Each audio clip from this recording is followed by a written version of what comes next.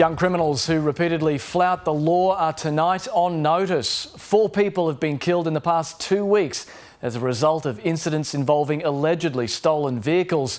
Community outrage has prompted the state government to act in some of the toughest moves yet. GPS trackers will be fitted to high-risk youths who are granted bail. Parents will also have to give assurances their children will comply with bail conditions before they're released, and police will be given increased powers. Shortly, we'll speak to the woman in charge of the task force whose job it is to curb youth crime. But first, to state political reporter Kate McKenna. A spate of unthinkable tragedies, prompting an outpouring of grief and now tough new measures. Families have been shattered and lives have been lost. And that is why today we are taking very strong action. The government has unveiled a suite of changes, coming down heavy on repeat youth offenders. We're talking about a small cohort, a very small cohort, which is inflicting enormous damage on our community. The strategy includes trialling GPS trackers as a bail condition for 16 and 17-year-old high-risk youths. Juvenile offenders on further serious charges like armed robbery will have to prove to the court why they should be released on bail. Assurances from parents and carers that their child will comply with court orders, strengthening anti-hooning laws and providing Gold Coast Police with metal wands to check for knives. The community expects us to do more, and that is exactly what we will do. Former Police Commissioner Bob Atkinson will review the measures in 6 months, while previous counter-terrorism boss Cheryl Scanlon will head up a new youth task force. It's a tough job, and I'm not under any illusion about what this will take. Despite the tough line, authorities are light on detail about how the GPS trackers will be used. They'll be trialled at several locations, including the Gold Coast, North Brisbane and Townsville, and will be managed by corrections, not police. But advocates question if they'll work. It's a knee-jerk reaction. It's what the police union and the police have demanded, and the government has bowed. She fears it will further push children to the margins.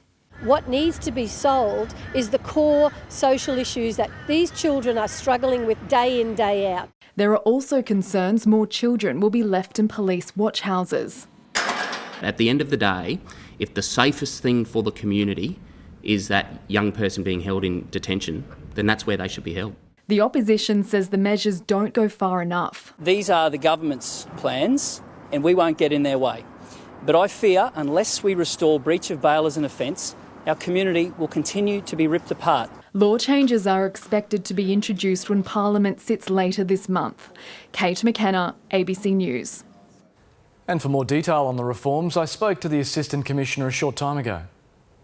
Assistant Commissioner, thanks very much for your time. When parents give an assurance that their children will follow their bail conditions, will that be backed up by any penalty against the parent if they don't?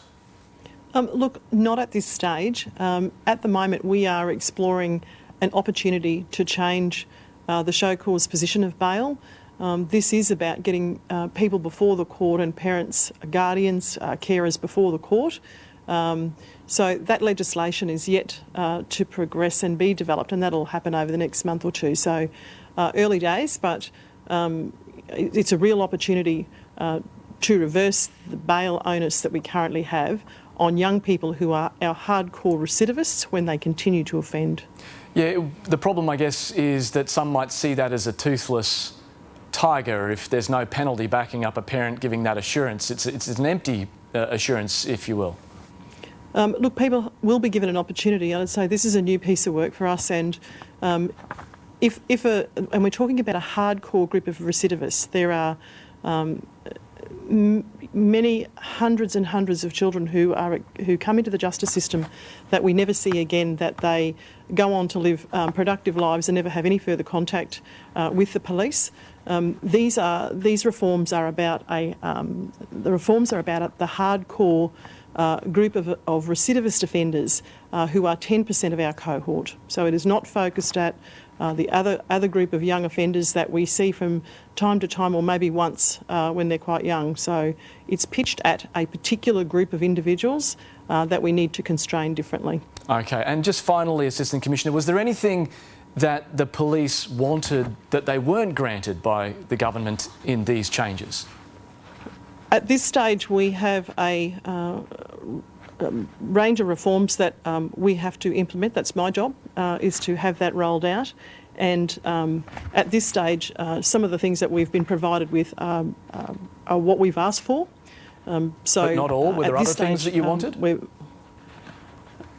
Look, I'm not going to discuss other things that, other than the reforms that have been announced today, which we've asked for.